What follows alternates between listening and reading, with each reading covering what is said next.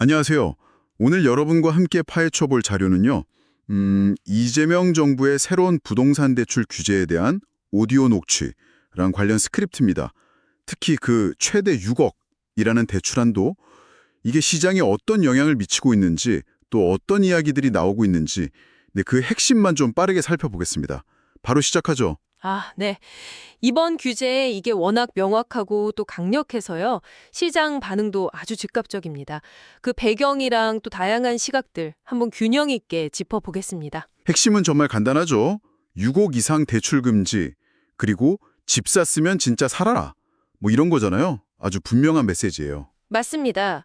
그 결과로 당장 현장에서는 계약 취소가 막 늘고 있다는데 일각에서는 그 비율이요. 과거 집값 폭락기 수준, 그걸 넘어설 수도 있다. 이런 분석도 나와요. 와, 폭락기 수준을요? 네.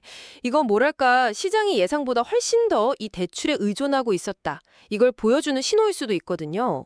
특히 다주택자나 투자 목적으로 사려던 분들은 바로 이걸 느끼고 있고요.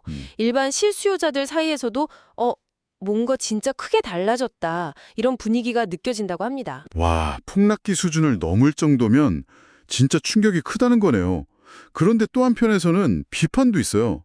그 소득은 높은데 당장 목돈이 좀 부족해서 한 10억, 15억 이렇게 대출이 필요한 사람들 있잖아요. 그 소위 고소득 흑수저라고 불리는 분들. 이분들의 내 집 마련 기회를 막는 거 아니냐 이런 지적인데요. 이건 좀 어떻게 봐야 할까요? 네. 그 지점은 좀 더 깊이 들여다볼 필요가 있습니다. 우선 그 고소득 흑수저라는 말이 소득은 높은데 자산 기반이 약한 분들을 가리키는 거죠. 정부가 왜 6억 한도를 설정했을까 이걸 좀 추정해 보면요. 예를 들어 고소득 맞벌이 부부, 뭐 상해 10% 수준이라고 치면 모을 수 있는 현금이 한 5억 정도에 6억 대출을 더하면 11억 원 정도 되거든요. 아, 11억이요? 네, 이게 서울 중위권 아파트 가격이랑 얼추 비슷해집니다. 그러니까 정부는 이 정도가 감당 가능한 수준이고, 그 이상은 좀 과도한 부채다. 이렇게 판단했을 가능성이 크다는 거죠. 감당 가능한 수준? 그렇죠. 즉, 대출을 더 늘려서 집값을 계속 떠받치기보다는 일단 가격 안정을 유도하는 게 장기적으로 맞다. 이런 시각인 것 같습니다. 그리고 또 자료를 보면요. 저소득층은 사실 애초에 6억 이상 대출이 거의 불가능하기 때문에 이게 사다리 걷어차기다. 이 프레임은 현실하고는 좀 다르다. 이런 반론도 상당히 강력합니다. 오히려 그동안 집값을 좀 비정상적으로 밀어올렸던 과도한 전세 대출 같은 부분들 이런 걸 좀 바로잡으려는 의도가 아니냐 이런 해석이 나오는 거죠. 정부 의도는 알겠는데 뭐랄까 시장 참여자 입장에서는 좀 갑작스러운 기준 변경처럼 느껴질 수도 있겠네요. 근데 이전에도 부동산 대책은 정말 많았잖아요. 근데 이번 정책이 유독 강력하다 이런 평가는 왜 나오는 걸까요? 그 결정적인 차이는요. 바로 모든 금융권 동시에 시행입니다. 모든 금융권이요. 모든 금융권. 네.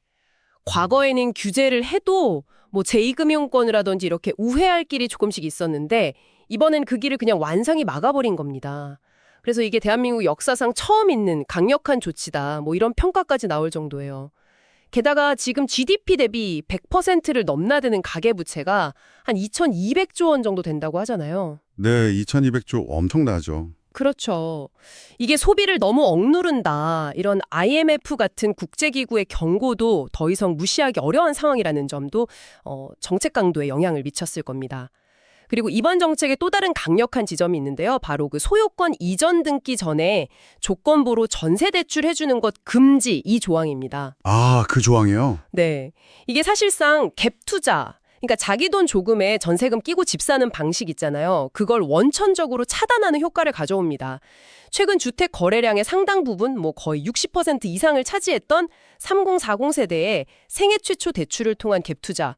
이게 어려워지면서 수요 감소는 어쩔 수 없어 보입니다. 그럼 최근 거래의 진짜 상당 부분을 차지했던 그 수로가 묶인다는 거네요. 하지만 또 당장 내년부터 서울 입주 물량이 부족하다 이런 걱정도 큰데요. 대출만 이렇게 꽉 조여서 해결될 문제일까요?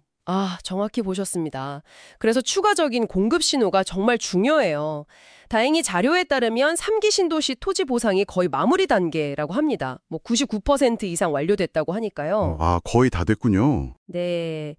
그러니까 정부가 의지만 있다면 약 35만 호 공급 계획을 좀 빨리 발표하고 또 공공택지의 이점을 살려서 분양가를 낮춘다면요. 과거의 그 보금자리 주택처럼요. 그렇게 하면 무주택자들의 어떤 불안감이나 조급함을 좀 덜어줄 수 있겠죠. 또 뭐 여의도나 태릉같이 잠재력 있는 지역에 용적률, 그러니까 건물을 지을 수 있는 총 바닥 면적 비율을 확 높여서 고밀도 개발을 추진하는 것도 방법이 될 수 있고요. 아, 그리고 계속 집값이 오를 거다. 이런 기대 심리에 대한 좀 더 근본적인 반론도 있습니다. 근본적인 반론이요? 네, 바로 인구 구조 변화인데요. 앞으로 한 10년 안에 결혼이나 출생아 수가 엄청나게 줄어들고 지금 연 20만 명대에서 10년 뒤에는 10만 명대가 될 거란 예상도 있거든요. 반대로 고령층이 가진 주택은 시장의 매롤로 나올 가능성이 커지잖아요. 장기적으로 보면 주택 수요 감소는 피하기 어렵다는 겁니다. 그래서 일본처럼 서울도 가격 조정 국면을 맞을 수 있다 이런 예측도 나오고 있습니다. 아, 인구 구조 변화는 정말 거스를 수 없는 큰 흐름이겠네요. 오늘 이재명 정부의 새로운 부동산 대출 규제에 대해 정말 깊이 있게 살펴봤습니다. 단기적인 시장 영향부터 장기적인 인구 변화까지 정말 생각해볼 지점이 많네요. 네, 그렇죠. 특히 이번 규제는 단순히 시장을 안정시키려는 시도를 넘어서 우리가 그동안 좀 당연하게 여겼던 방식, 그러니까 빚을 내서 자산을 불리는 방식에 대해서 근본적인 질문을 던지고 있다고 봅니다. 여러분께서는 이렇게 급변하는 인구 구조와 정책 속에서 다음 세대에게 과연 집이라는 건 어떤 의미를 갖게 될지, 그리고 우리가 바라는 건강한 주거 문화는 어떤 모습이어야 할지 한 번쯤 고민해 보시면 어떨까요? 이것이 오늘 저희가 여러분께 던지는 생각할 거리입니다.